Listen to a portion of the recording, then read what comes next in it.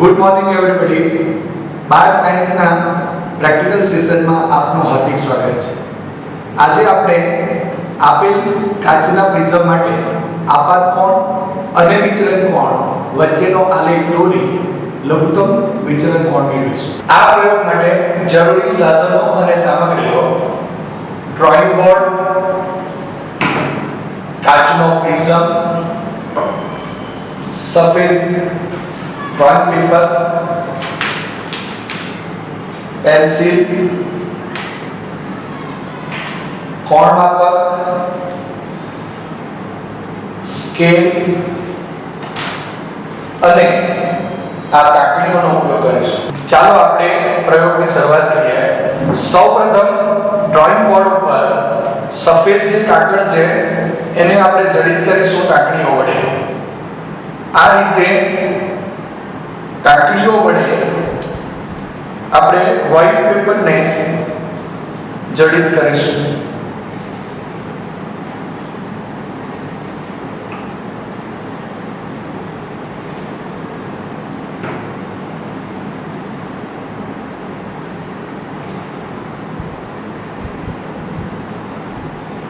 હવે આપેલ કાચના પ્રિઝમને વ્હાઇટ પેપર ઉપર આ રીતે ત્રિકોણનો જે ભાગ છે એ ડ્રોઈંગ પેપર ઉપર આવે એ રીતે રાખીશું અને ત્યારબાદ પેન્સિલની મદદ વડે આ જે ત્રિકોણવાળી બાજુ છે એને અંકિત કરીશું.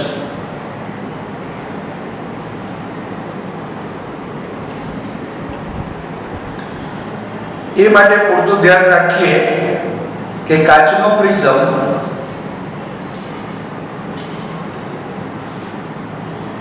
ખસી ન જાય.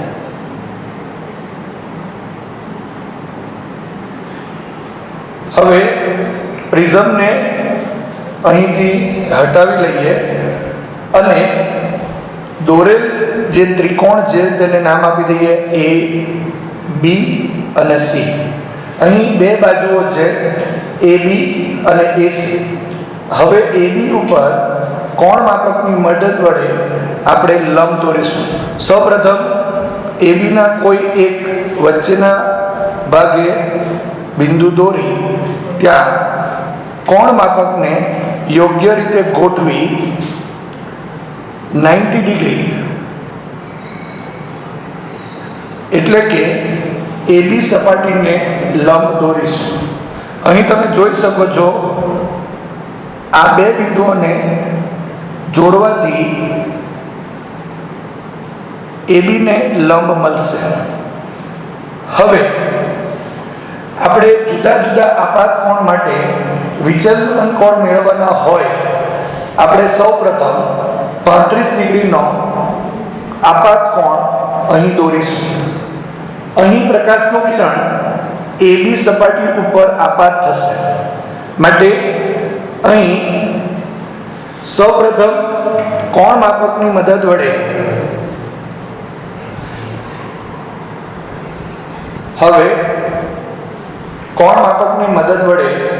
લંબ સાથે 35 ડિગ્રીનો કોણ બને એ રીતે દોરીએ.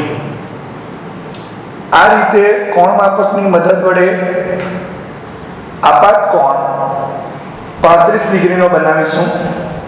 અહીં આ એક બિંદુ અને એક બિંદુ આ એમને જોડી દઈએ.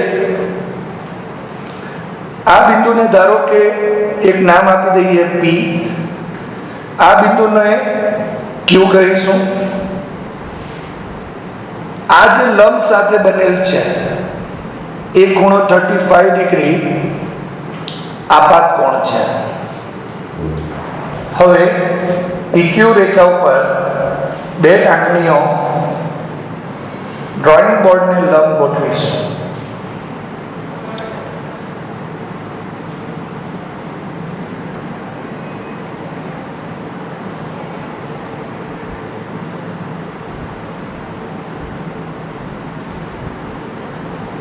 હવે પ્રિઝમને સૌપ્રથમ જે રીતે મૂકેલ હતો તે રીતે ફરી પાછો આપણે પ્રિઝમને મૂકી દઈશું.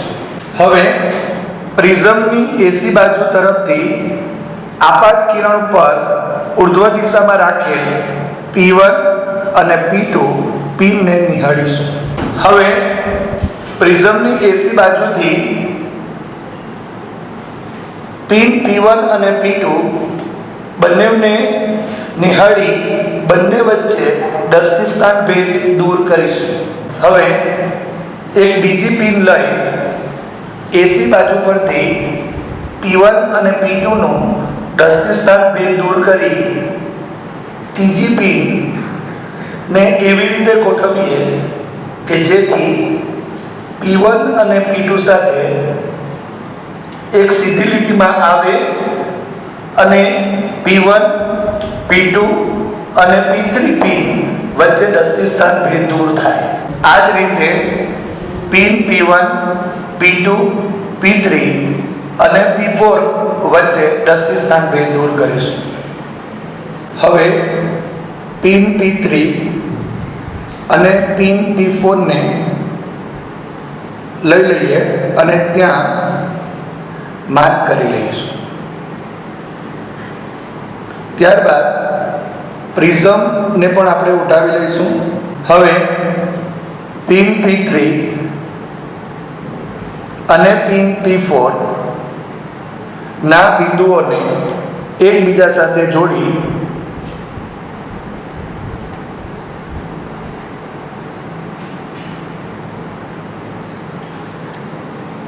નિર્ગમન કિરણ દોરીશું. ત્યારબાદ એસી બાજુ પર નિર્ગમન કિરણ જ્યાં છેદે છે તેને R કહીશું.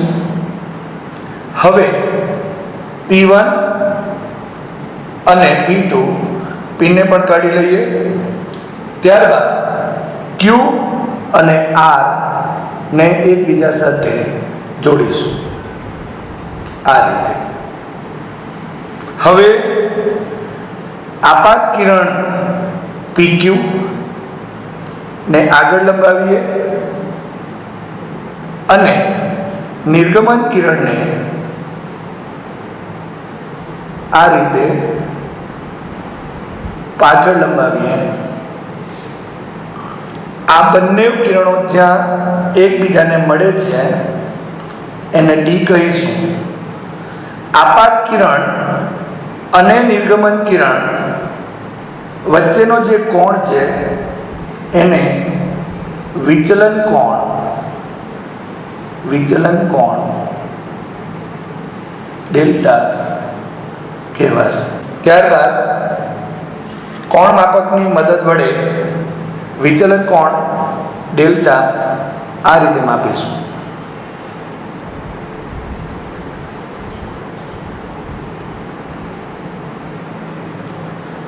અહીં તમે જોઈ શકો છો કે વિચલન કોણ ડેલ્ટા 0, 10, 20, 30 અને 40 ડિગ્રી છે. આ રીતે કોણ માપકની મદદ વડે વિચલન કોણ ડેલ્ટા માપીએ 10, 20, 30 અને 40 ડિગ્રી થશે. ત્યારબાદ આપાત કોણ I બરાબર 35 ડિગ્રી અને વિચલન કોણ 40 ડિગ્રી ને અવલોકન કોઠામાં નોંધીશું. એ જ રીતે જુદા જુદા આપાત કોણના મૂલ્યો માટે વિચલન કોણ મેળવીશું. હવે આપાત કોણ 40 ડિગ્રી, 45 ડિગ્રી, 50 ડિગ્રી, 55 ડિગ્રી અને 60 ડિગ્રી માટે વિચલન કોણ મેળવીશું.